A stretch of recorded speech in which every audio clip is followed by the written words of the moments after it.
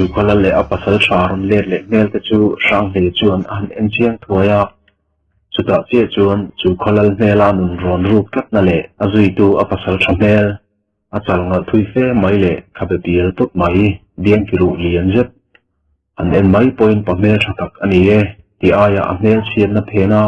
anun ron ruk na le apoi za lo na lang tlat chu sei anuam zo ke ti tur papa pangai no bai lo ve fe mai ta mel chu achin chi ngal viau maya heti rol hian hemi te pani in kopian aril role ti sen jam kallai te la chu anro tang rungal viau mai bok nen sang le hian hemi te pani hi a hungal kat mai hian a in serial maya ma se ama a ti tur poimo zet a oma wangin apoi zui tur te liam tur bok chu komkar belje chung chona zui le ta thuaya reilawa chu ko khan chimlam chu akai chhota ani sang le chuan apoi rol panga zui mek ta chu khu atanga hladeu leka an khen ma chu alapo mai lawa heti lai hian an ho tu pa hian khan nai lam zel azo pui ti hri takin anaw te ho hi ruam le kham kara te po pe hel ko lovin akai pui zung zung maya an heti ta ka chuan sang le poin an ni ho lo na lam zel tu ra chuan an mani en thakhiau rang chung chuan chama don chu azui ta a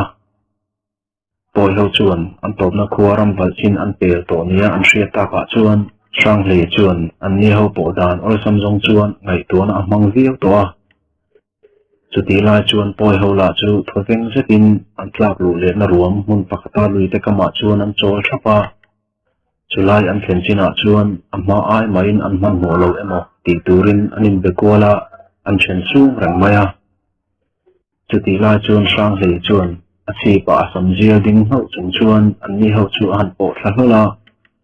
chu vele an ho tu pa ber thangke ka chuan an nam pui nia lang rol thar palian jet mai chu alo mel ngal kur maya anaw te ho la chuan phung humen taka mengin an ho tu pa chu an nit nei na sa in atua ma chuan tongzai that hlek lovin an ma ni ron po ve roi tu chu an thlir thap maya reivak lawa chuan sang le chuan an ho tu pa chu a han ton nai sata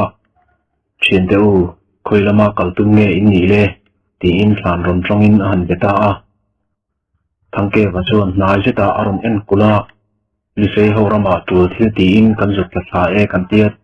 tuna chuan kan khuwa bol hun lama kan let ve le mek ani hi khoilama nge ni ini ton tak chu ti in an zor leta sang le chuan lisei ho rama belam zura akal thule ani chu lisei ho rama omsa ani thu te chial thaka thi le dar han la tura akal le me thu te le chung a thi le dar han lak tu te chu lisei lal te nena azuk zok le tur thuin han chang thuaya chuta chia chuan thangke pa chuan anaw te ho chu a han mit nei rula ichuti ta ka chuan kan jinga hian han kalve tamai langin idu phot chuan chial thak halkha le thlamrang khuwa zong zonga thi le dar po kan zon pui thei em ang che ti in a chang le ta heti lai hian thangke pa jeng dar kol cheta sang le tong hi thangke vale anaw te ho hian an ngai ven nga le a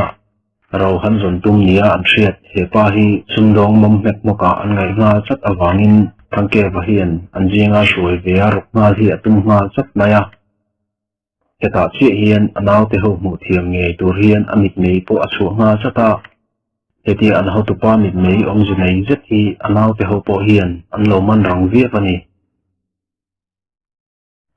sang le chuan poi ho tu pa chu a han thut nai le sawa rem in ti tak le injinga kalve chu ke ka du su sam ani te kele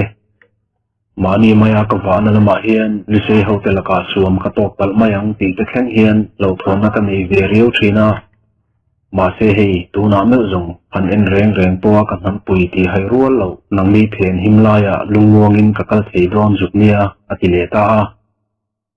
chuta me phei chuan thangke wa chuan sang le chu adu sak to in ama hing le anaw te ho hing te asoi nu chuan an hing chu han zot ve le a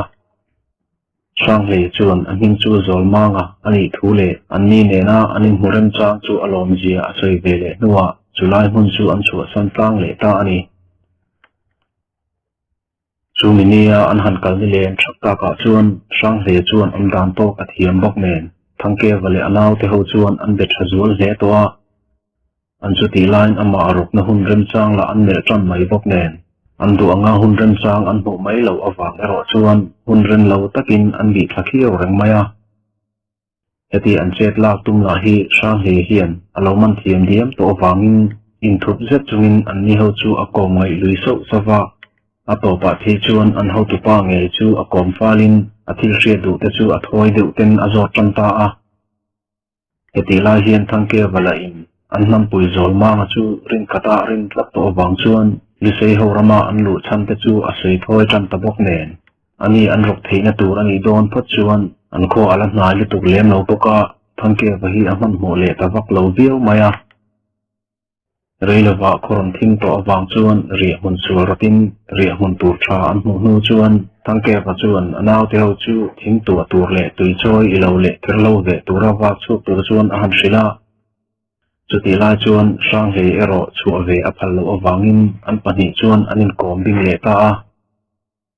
chuta sang he chuan india fal theina hun an leya chuan thangke va chu a han pan hnai le a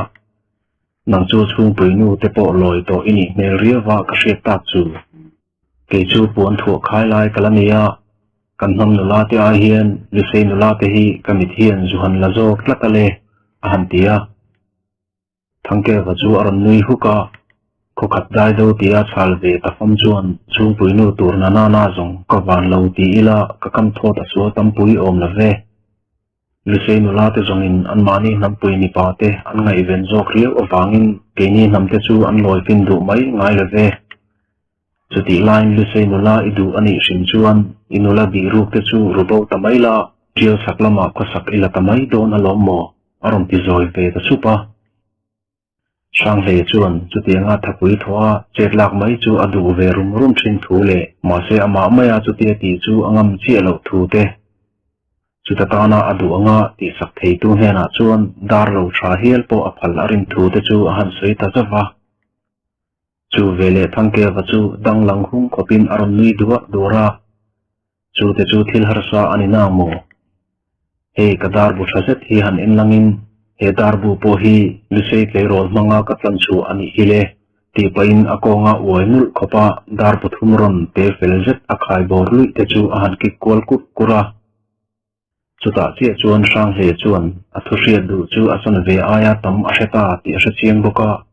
ma se kha khuwa kha eng khuwa nge ani ti le an pasal tha le an lal ning te kha hriat ala du ba ka dar tlei pui te una chu kha khuwa nge khan an hlalem ni ti te chu hriat ve le alangai ti a hriat china wang chuan nui suk pa in thangke wa chu a han mel le runa a khai a chuti lisei ke rol ka duang tak min ruk chu sak thei don thot zongin he aya dar bu tha po hi ka pek tak mai lova chekati ma se ka duanga mai tlang tha le fu ke mum hi email thiam ve ei lawang ti ero ka hlau zoma e a han ti le a chu vele thangke wa chu aron nui le takur kura chulam zong ngai tu boy du hau su khai na wa khokhat lal meu te chung puinu tur meu ru chuak tu kani ti hi hrilangin lal meu ten chung puinu atana an ei lo tur khop ke rol me tha than thiam kani hi sarang te khai a han ti le ta a sang he chuan ki deuh fur chung chuan aron en le runa chutiang ma wa a khum pui tong tur hial I han zon saktak lal chu tu chu ni mo a han ti ta a thangke wa chuan nui le duar chungin a han hoi san khum vel phota chuta avai bel a han pak le tual nu chuan sang le lam chu aron hoi le a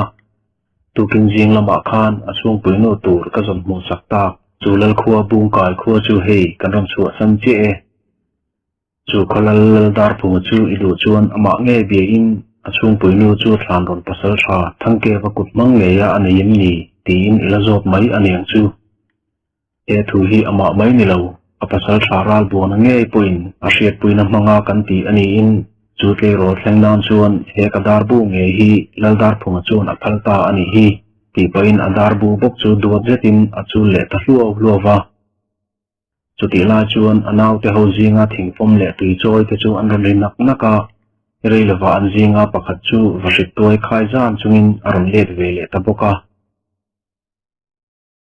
chu ni zana an ri an huna an han mut lai te chuan sang le chuan poi pasal tha thangke wa chu atop chu kwal nal bok nen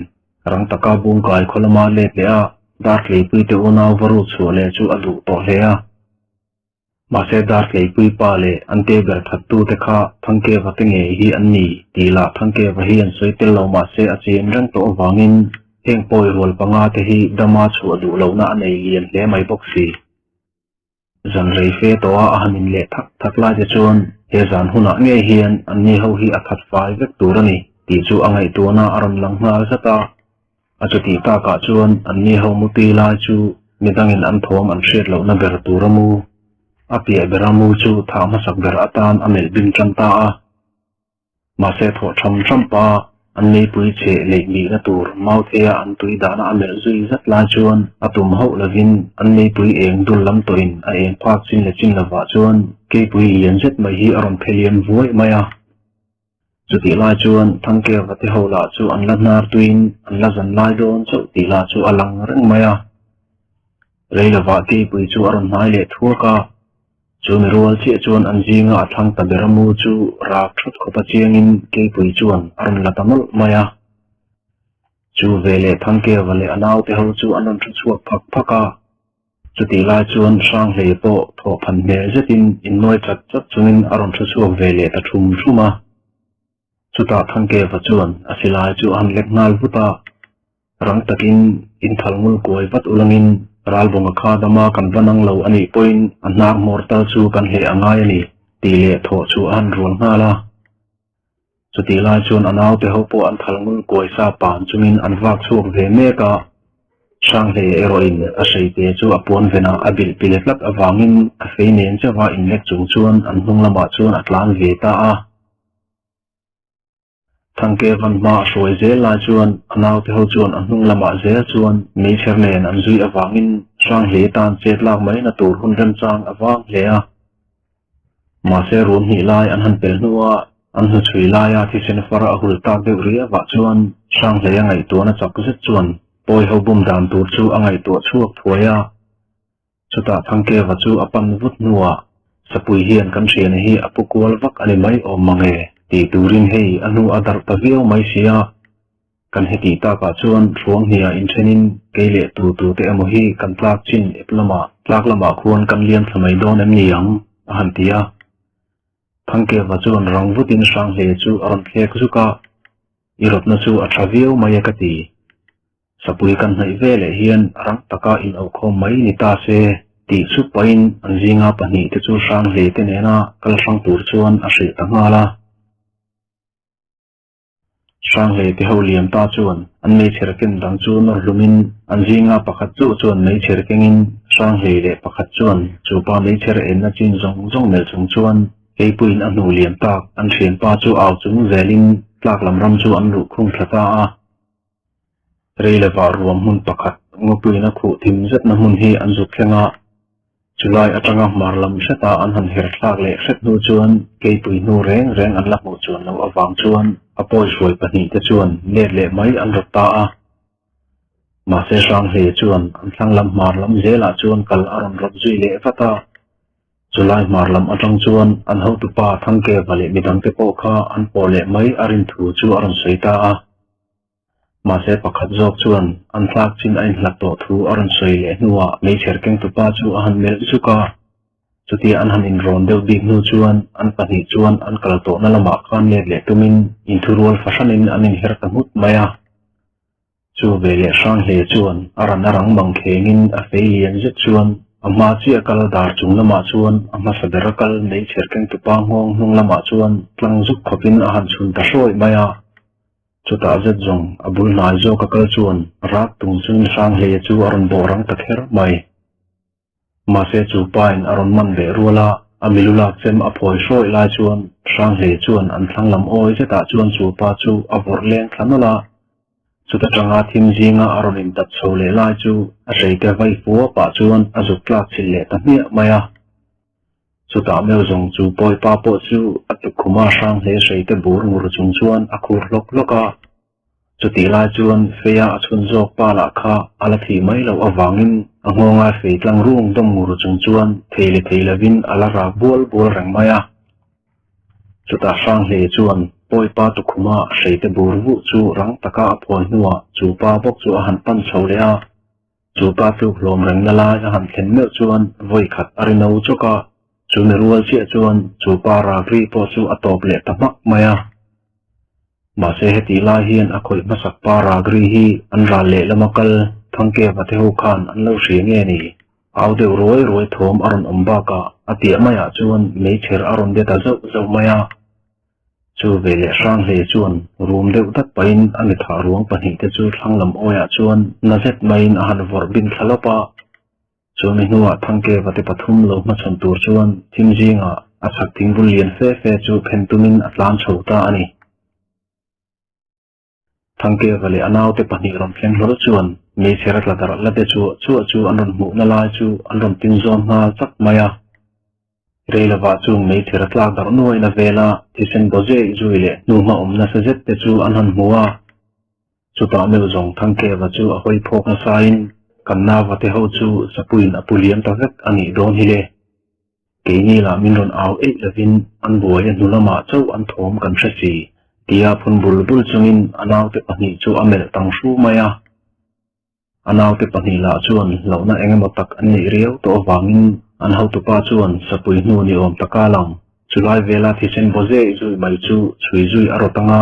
sapui kol zet ka chunga chuan an zukin bar lum vek mayang pi lona te chu an nei na sata hle maya heti lai hian an thlang deuh pen som vela la hi zuk thleng thlanga chela chuan an naw te ho room hi thangke wa hian azuk nge tur hi aniale chu mai ba ka an taksa sapui hnu ma ni ei lo chu amuzui anga chuta chia chuan an ni kol rol tharlian zet ka mi lo om lutuk alo ni tamai nge ral havin an zui ta ti hi a hringe yang le thangke wa chuan anaw te pahnih chu a han en le runa kan buk lama kan let le ri anga naktu khowara helai mun hi kan zuk bi fe le nge angai donin alange tunari chuan keni thapui lakai the te hi sapui bei tur chuan kan fen talua e ati sup nuwa ain hera panghuta ma se chuti ain hera chau tia chuan anjinga mei cherkeng ber om khur lai a sak chuan feilian zet aronin thirtlang tapul maya chuti rual chia a mei cher alen dar chuai lai chuan thangke vale pakhat chu rak tungchumin thimjinga chuan anin then taphok maya pakhat zokin chimlam apan lain thangke wa chuan asilai le kol thuak chung chuan marlam panin ain tap puaina samaya chuti a pher lian ve le chuan sang hle chuan ani kholum pa chu thomei ei lawa pam thlain a sei a han po phol hnu chuan chimlam atlan zok chu chak emin amit naw te kal khopameng fia kal chung chuan azong zui ta thiak maya reilawa chimmol te liama chuan an vain nang tange ti hre zetin patin thi tur rak chuai roi thomin rap thak zetin chulai mun mol te chu alwa ta ruaya heti la hian thangke va po in anaw pakhat chimlam pana tlan liam ta thi tur rak thom hi atlan lam atang hian a hredeu ruaya ma se heti la hian thangke va hian ama bak an ngei tu to holo awangin eral maksak tak le sapui te hi sate kho lian son tumin khocha khoin atlan nga chu chuk maya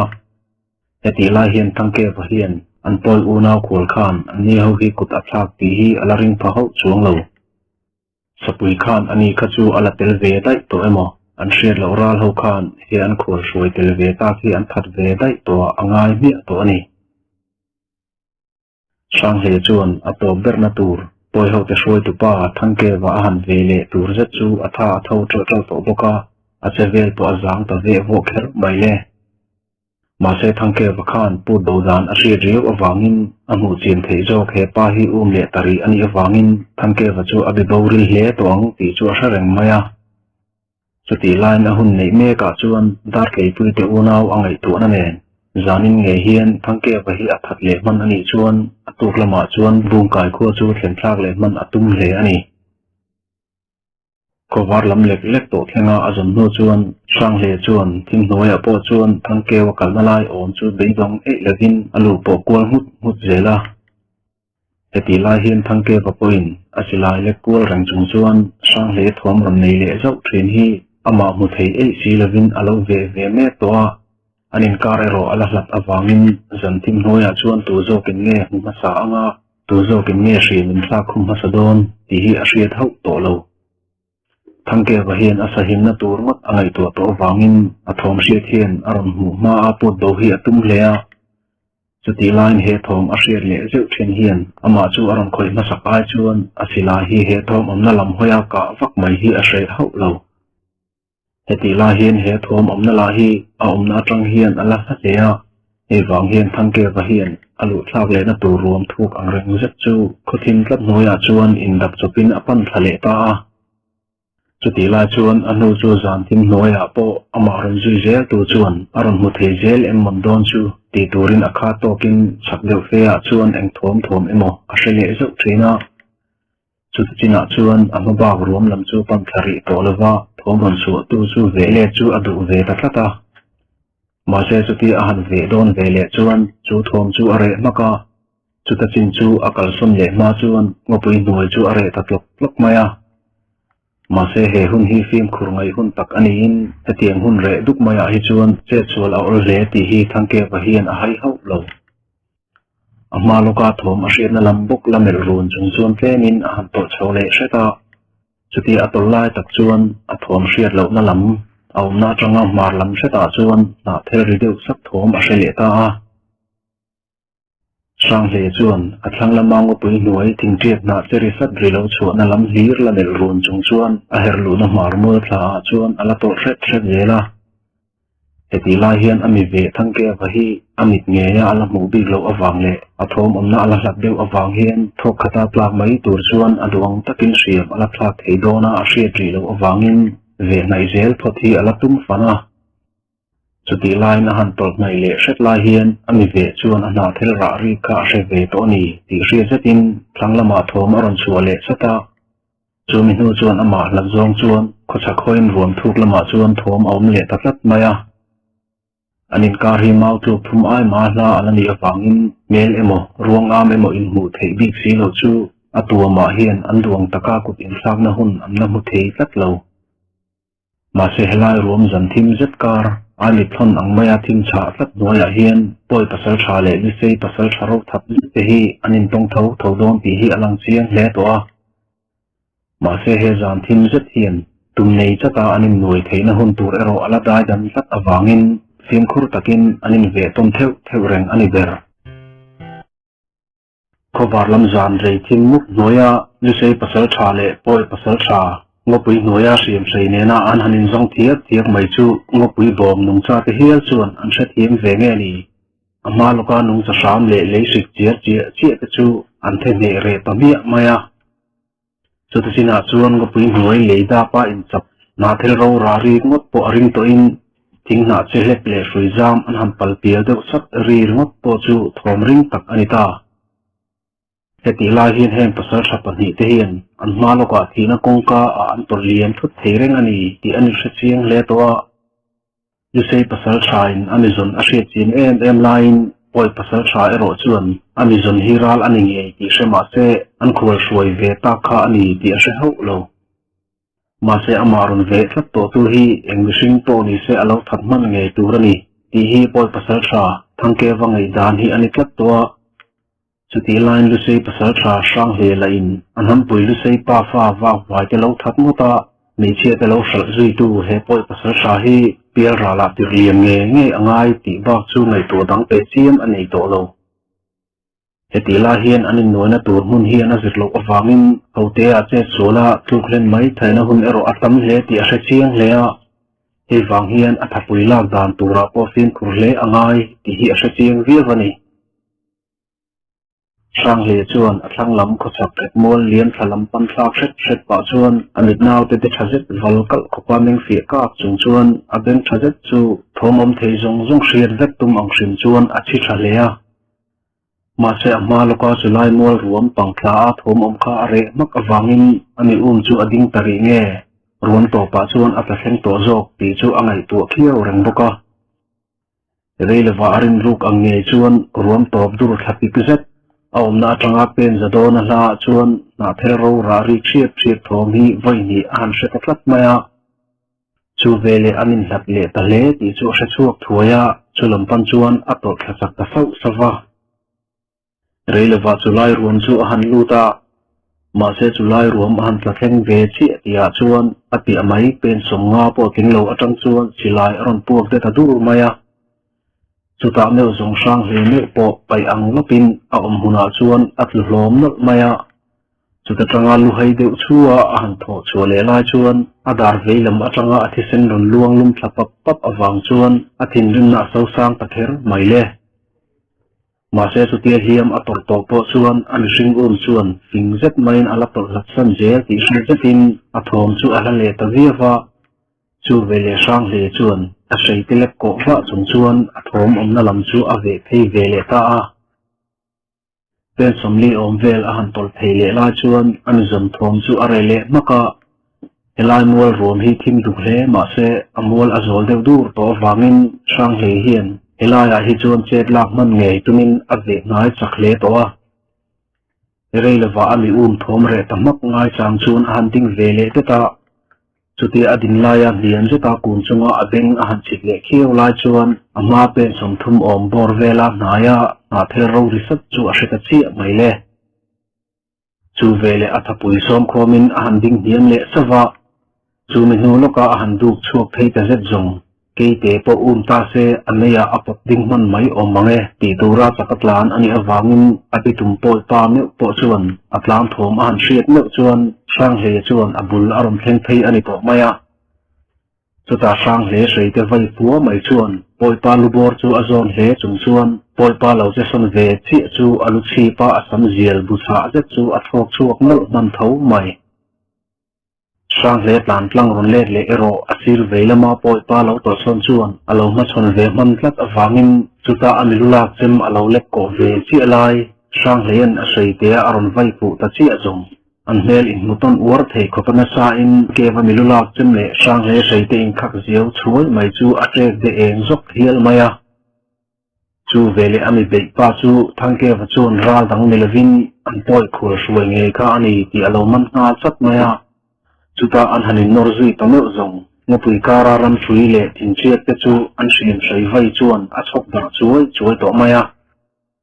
ma se thing mu khatlat kara in nor an awang le an chet lak dan che zia in mu thei ka si lo chu an thing khur zui dun ta hle mai bok nen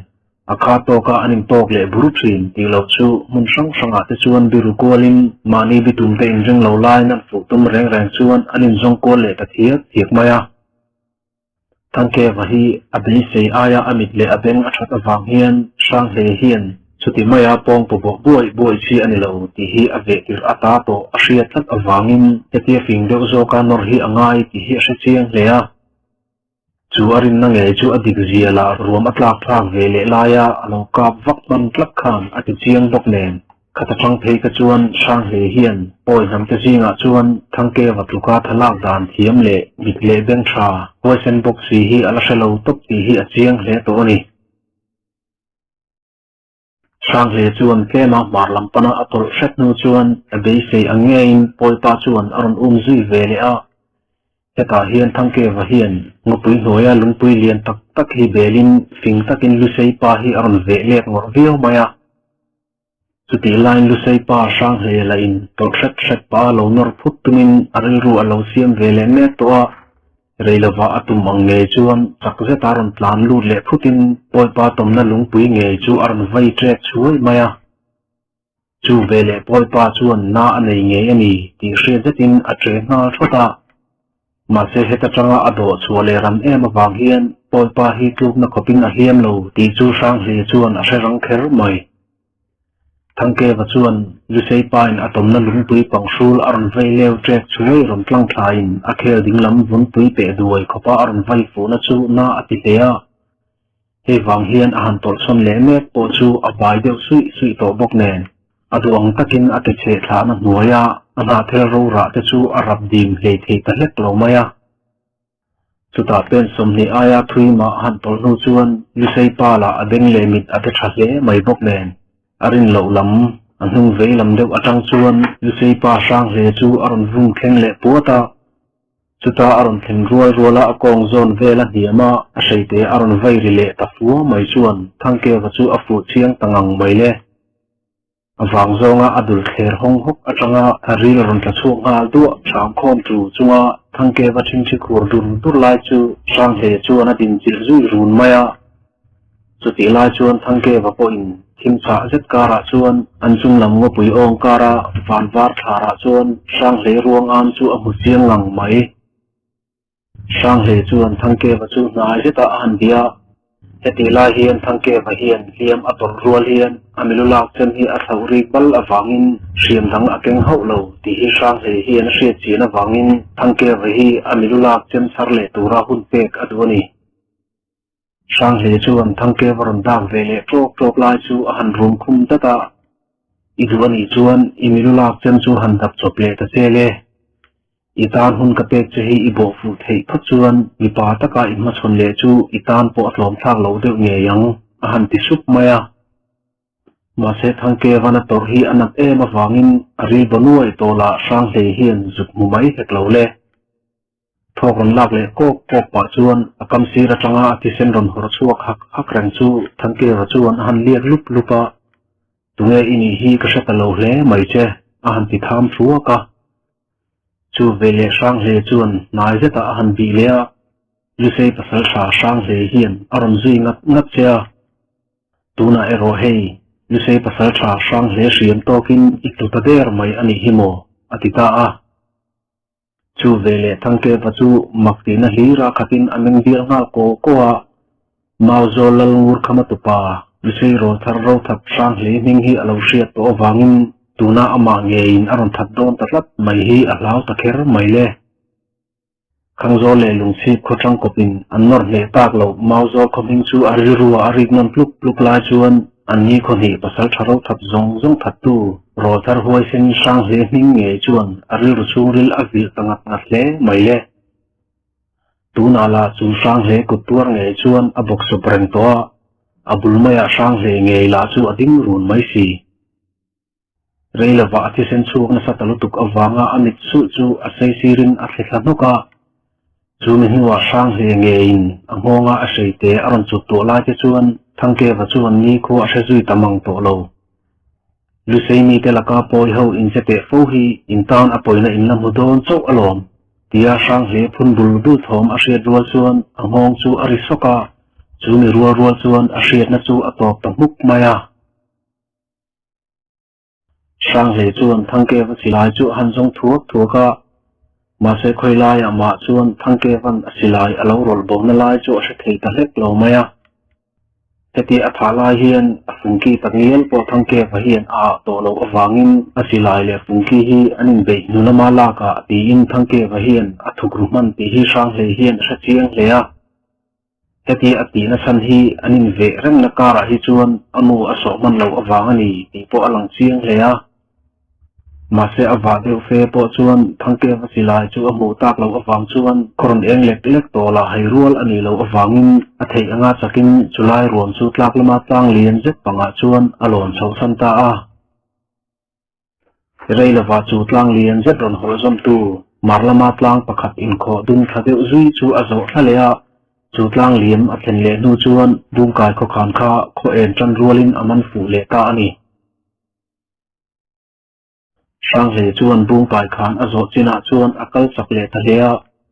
heti la hian bungkai kho marlama abuk ru ka asilai da that kha ala le phot anga khuwa hi alu chua don nge tuna hian a hriam nei ang len hian akai chil mai don tia chuan ari ru chu abuai tan veo maya ma se soithin tongin pasal thazei je danglam tak sang hle hian silai aya hriam ngai nat anei a fei le seite danglam zet mai awang hian bungkai po hi ol samte alu adu le ta zok flat mai silai nena ain putlu rup chuan pasal sange yani ti hi an lo hre thuanga he hian tual meeting te zinga enbik alo tirin a chevel hi ngai ven alo pha nge yang sang hle hian khoi khuwa ma pasal sa ani na hi ti lana hanin nek vel hi ati li ani chi lo awangin athavenga pasal thadang te anga silai han putel rap hi adu ngai mangder lo he wang hian he mi tuma po hian a hriam ngai nat feile seite nena bungkai kholu mai hi athan le tak zok awangin ngai tu nei lo ber zetin bungkai chu apan ding le ta zok ani khosak tlang dunga nilu aron langa thasikhonam hun in tantir ani to wangin ruam tina trial chhum tlavar lek lukte to nilu lang tan me chuan a chhun lang rei rui to a สุติลาจวนลุเซยขลียนบุงกายคนเอาปังรัวตำเสตปอยตัวลาปวนกบเนนนิลุมไอไปอินอันอุ้มคอยสระสระอันซีระอาร์ปุยนช่วยไล่เละบุกปุยนช่วยไล่ตปอยตัวป้าเอมาเตจิงเอตูร์ลานสางินอันเวหุดบุกะสุติลาจวนลาดาร์พุงเละอมวลกิตเสรวลโปอันห่วงจังอินอันรอนชัวกิคุปะช่วงทองการะจวนเรียงตินานูหกเตจิงบุเดงทองปอถุมดับมายาสุติลาจวนลุเซโรทาร์ปขัดเปลี่ยนอินพุตเจ็ดเละเมลหมายกลางรูรุมเจ็ดเทียนบุงกายเขาได้จูชิมได้อัตรินอารมณ์ชุดชาวเวเมกะเรย์ละวะลัลมัวอารมณ์ในจูอันตามายาจูควรโรทาร์รอนลังหุลอาดาราเฮียนนัดเยเจ็ดในจูนาวปังรัวตัวสายเตละจวนมิตรเล็กเล็กินอันเราเอ็นตากากลมาอันนี้ละจวนอันนี้นาวปังเฮาจูไงสักเล็กเราจวนลัลมัวกีอินปะขัดจูอปันดิงหุดมายาเรื่องละวันนั้นอินเอฟมายาจูมัวกีอินาจวนสมหุนาจวนหันกายทาระจูสมหุนาเรื่องเลวเตะอดินเด็ดจวนอินชุงละมาจวนอลูดพิลจุยตาอันนี้ช่างเหจวนอลูในอินชุงะนูปัตตาลันโตเลอันตูเตปันหีลาวินใช้ไล่ลาจูอาหันเอ็นจัตะกระปูมีควรมินเข่งเถมตีอินหอยโฮมจะตินเข่งอาหันดีละป้าเบรจวนรังพุตินอารันเอ็นทัวยะขวดเชียงเงอินี่ขวดชาเลตียาเราสอนหัวช่างเหจวนลุเซนำอันนี้ทูเลขวดชาอันนี้ทัวช่างอินจูนหัวอันหันินเบียกจุยนวลนูจวนอันนินโปตะเรียวมายาเรย์ละว่าอัดเห็นอินป้ามัวกีปุกายรู้มาจวนวาลาคอยละมัจงากันขวารังกายแต่หลงเงอินี่เลเงอิรอนตีโดนเลตียาหันโซตากะจวนช่างเหจวนชักขวาดารุลคมีอันนี้ทูเลมาร์ลำขวาอัดเห็นป้าเลนะรันเงาเบียกัลตูร์อันนี้ทูเตสุดาอันกัลกุงอาจวนอันขสักลกอาจวนอัดเห็นป้าเนนป่วยภาษาชารวลปังง่ายกุดอันซากทูเลอามาเจ้าจูอดัมขชัวตากทูเตอสุยตาสุดาเสียจวนปุกายรู้มาจวนเมงพกนัสัตเฮียสุดที่อาลพกเฮลายจวนช่างเหจวนอันหิงจูกาบเนละอันนี้ทูเลป่วยภาษาชาติจีงาปะขัดจูทั้งเกวันโอมาอันจงโทมาอาเซียทูเตอเราใส่จุยเวเลอาสุดท้ายเพจวนปุกายรู้มาจวนในตัวนั้นช่างอปูติเสียจะกินอหอยเดือดหูโตมายาสุดที่ลายจวนนูเบอร์ปอินป้าเบอร์เลอันลุเซมิควรรอนทาร์ควรจะตีจูอารมณ์เมลเวชักสีนะสุดท้ายปุกายรู้มาจวนอเทนคุรป้าจวนช่างเลจูอารมณ์เอ็นเลดูกะกันคัวฮีปอยเฮาเฮียนมินหันลูกปอวิวไลน์กันตุนหุนาฮิจวนปอยเฮาเนนเฮียนทุเสียกันในโลวิวทีนสินโมไอ้เงาปอสุนีเซลังอินเฮียนนัตักในเฮียลก็ปากุดอันทากเฉพาะสูดูตอกไม่ละวินอิเทียนป้าละส่วนทัดตะไม่บกเนนอิจงจางอาเฮียนกันลัลป้าปอบิกอ่างง่ายเงยโดนินอลังเอกันสุตีเหล่าจงอินกันคัวเตเร็วเฮียนปอยเฮากุดชูกันตอกเวตมายังตีเตปอฮีฟิลเหล่าอันนี้ตาเฮียเลอติตาอาเหติลาเฮียนเฮงอปอยสวยตฮีบุงกายมัวกิลปุกายรู้มาเฮียนสักเชียงเลติฮีช่างเลเฮียนอมันรุกเฮียวมายาเอวังเฮียนอามาโลกาอันลัลปาอินทัวโลเรรูปุยเงยทั้งเกวัตเฮงเงยฮีอันนี้เทียนดูนกุทากตูเตียเฮียนอปูตะชีเรงะ